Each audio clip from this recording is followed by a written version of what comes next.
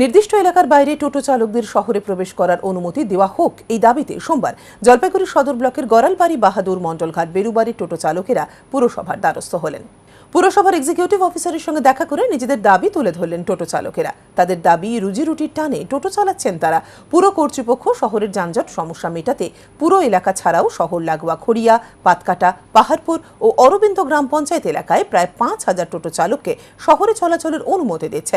এজন্য পুরসভার তরফে নির্দিষ্ট এলাকার টোটো চালকদের চিহ্নিত করে আই কার্ড ও টিন নম্বর দেওয়া হচ্ছে। পুরসভার রেজিস্ট্রেশন ছাড়া টোটো চালকদের শহরে যাতায়াতের অনুমতি দেওয়া হবে না। ইতিমধ্যে পুরসভা অভিযান শুরু হয়েছে।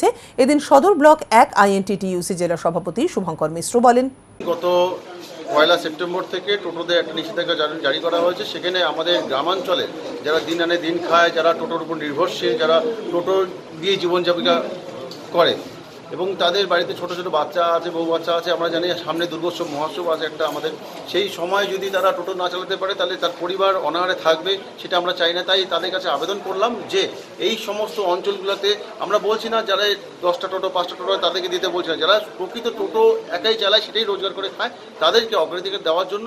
এবং এই শহরে এই কদিন আগামী 6 তারিখে একটা আমরা ডেট চেয়ে নিয়েছি যে সেদিনকে আমরা আমাদের জেলা সভাপতি INTTUC জেলা সভাপতি আসবে, আমরা থাকবো, ব্লক জেলা মিলে একটা সভা করে মিটিং করে একটা চূড়ান্ত সিদ্ধান্ত করার জন্য যে তাদের কি হবে, একটা সঠিক একটা জায়গা করে দিতে যেন তারাও বাঁচে, আপনারা ঠিক থাকে, শহরও ঠিক থাকে, মানুষও ঠিক থাকে।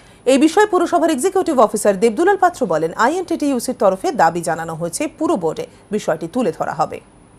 আমরা বলেছি যে যাদের টোটো আছে তারা তো চালাবেই, কিন্তু যারা টোটো ভাড়া দেয় তাদের আমরা একটু রেস্ট্রিকশান করব। এটা আমি তো ভাবার একার কেউ না, আমাদের MCICরা আছেন, আমাদের BOC মিটিং আছে, হ্যাঁ, সবাই মিলে আমরা বিষয়টা নিয়ে আলোচনা করব।